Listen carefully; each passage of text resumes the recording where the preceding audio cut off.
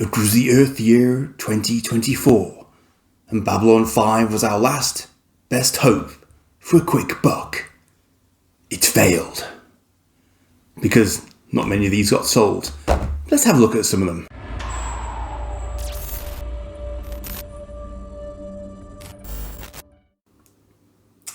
So these are figures I've intended to pick up for a very, very long time. In fact, I think I first saw them in Bolton and then I picked them up in Doncaster. And as you can see, these are Babylon 5 figures. Now, this is a Sheridan action figure that is of the same era.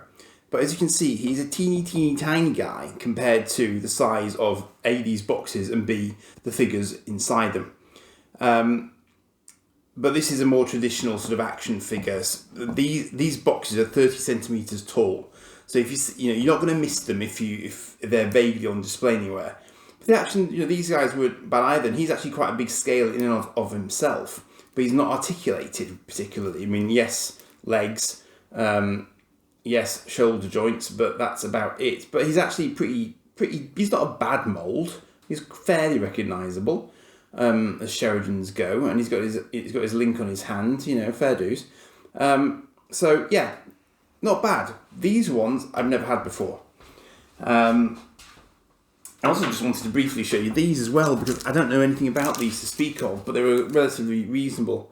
So these are just a trading card set, and they seem to be kind of all of the episodes getting a bit of a shout at some point. And I've got a few packets of these that cover sort of a range of stuff there. So I'm not quite sure if there's supposed to be 5 of those, given that there are 5 series, and perhaps I'm missing one there. I'm not quite sure, but I don't know whether I should open them or not. Don't know if there's any real sort of collecting value to those. But what I am going to do is open one of these. Now, Jakar here, who is 2,075 of 3,000 apparently, on sale at £22.50, not what I paid for him. He's in slightly better condition overall than Ivanova is, I'm afraid. But as you can see, he's quite an interesting sculpt. They've got his head pretty much bob on, I think, in fairness. Not quite sure about his actual outfit. It's a little bit day glow, but it's not bad. But I've always been slightly interested to see what's actually inside this, because they do have some other stuff that you can probably see there. So I'm kind of interested to see what the other stuff looks like. And because Ivanova's a bit more banged up, I thought I would rescue her from her enclosure and just and have a look at what she actually looks like and how articulated she is and all that good stuff. Obviously, yes, I'm about sort of 30 years too late, but hey, better late than never, as they say. So I'm assuming that I can just pop the lid open on the top here. I mean, the plastic's already cracked on the outside, so there's really no great shakes to getting her out. Now, is it? Ooh, it's kind of glued on the top there. That's weird. Ooh. Okay.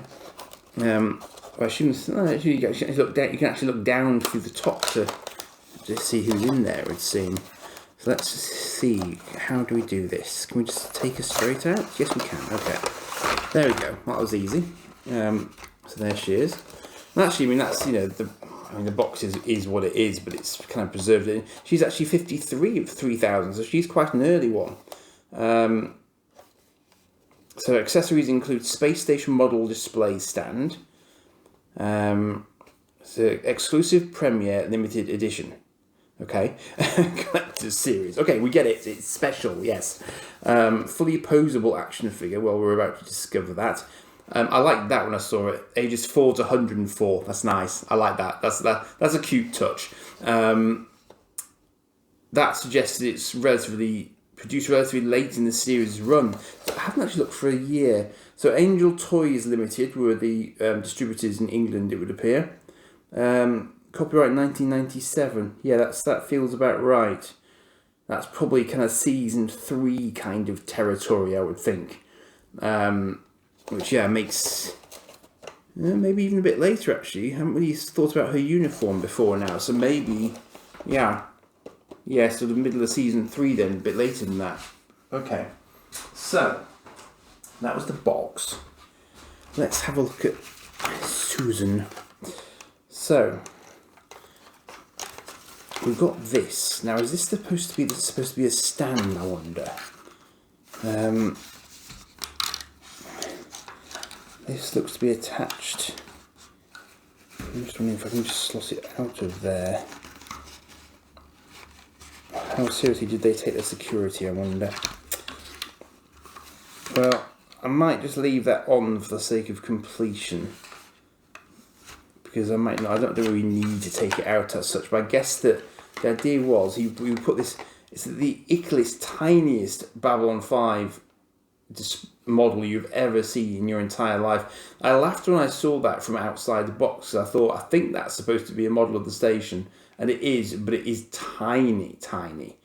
I mean, that's almost smaller than the micro machines. That's saying something.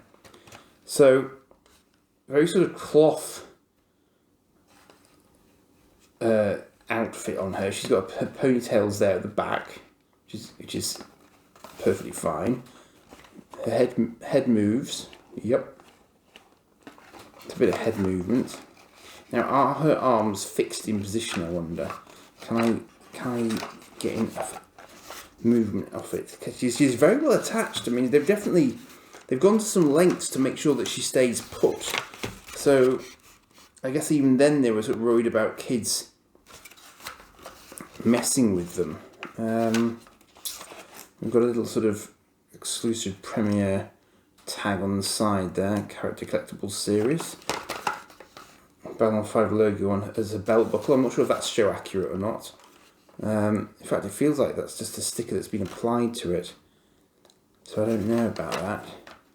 I'm trying to feel if there are... Oh yeah, she's got knee joints. There are definitely knee joints in there.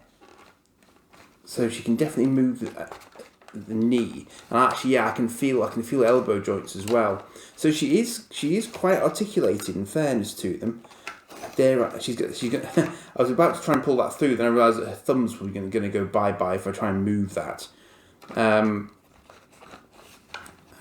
Okay, you know, if I'm going to do it, let's do it, yeah? Let's not be half-baked. We live for the one, we die for the one, so let's just crack on and get her out, shall we? Bear with me. You know, it would have been rude not to, I suppose. I'm sure Claude, you won't mind.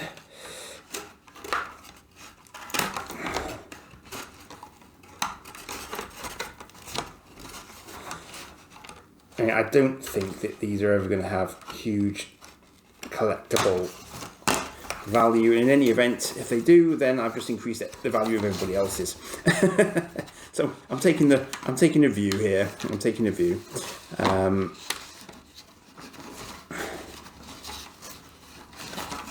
Oh God, I love these. Reminds me of getting my son's toys out of packaging for him. This gloriously trusting modern era. Okay. So there we go. So yeah, definitely elbow movement, which is cool. So that's already one step above the sort of solid plastic figurine version. I'm really planning to make an unboxing video of this, but it appears it is an unboxing video at this point. I always meant to take it out of the box, but not necessarily to this extent. You know what, as tired as I am, I probably should have just cut through this, to be honest. Which is the step I'm now going to take. There you go. Much better. Let's do the same at the bottom.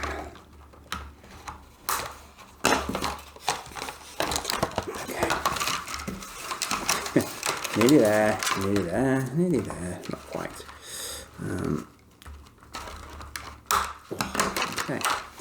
There we are. Right. She looks very happy, doesn't she? It's a good face sculpt. I have to say it's a good face sculpt, and that was obviously exactly the wrong... That was only my main light dying. I still got the important one there for you guys. So there you go. yeah, so it's really not a bad sculpt at all. Can't say much about the accessories really in terms of the sort of, what's left on the box there. It's not really the most thrilling inclusions ever. I couldn't believe it when I saw that little tiny station was supposed to be the main thing. But the head is good. Little ponytail there. She can do the splits if she wants to. But yeah, it's good. It's a novel approach though to actually put, it's also like, I suppose, like an Action Man sort of approach to actually have an actual outfit on the doll itself, if you want to call it a doll. I don't really know what you call an action figure that's designed to be clothed, but that's I guess that is kind of what this is. But I'm surprised she hasn't got a PPG, and there's no sort of holster for one either on her belt there. In terms of sort of accuracy, I would have to say that I don't know. I don't know if the female uniform was a slightly different, but it's not quite the same as his. The elements are there, but I'm just not sure they're in the right place exactly. So I think he kind of wins on the uniform front. I think he looks a little bit more convincing. You can see what they were going for with her, but I'm just not sure they quite pulled it off as well. But it is what it is, isn't it? So yeah, it's they're not massively dissimilar, I suppose, when all is said and done. But obviously, she's not actually massively bigger than he was. I really thought there'd be a bit more difference in the size, but there isn't.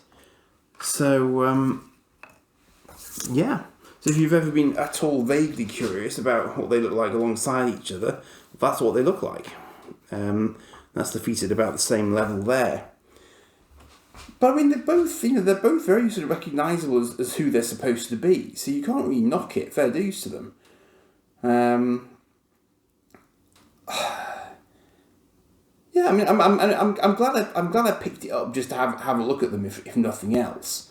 And it's just a shame that we didn't get they do it so differently these days. I think if they came out, it'd be interesting to see what if someone like NECA did them. We'd probably get a whole range of different heads and hands and all that sort of good stuff. You could see that there's a potential for that sort of, even like reaction figures or something. If there were sort of modern versions of these, I'd be quite up for that as a concept.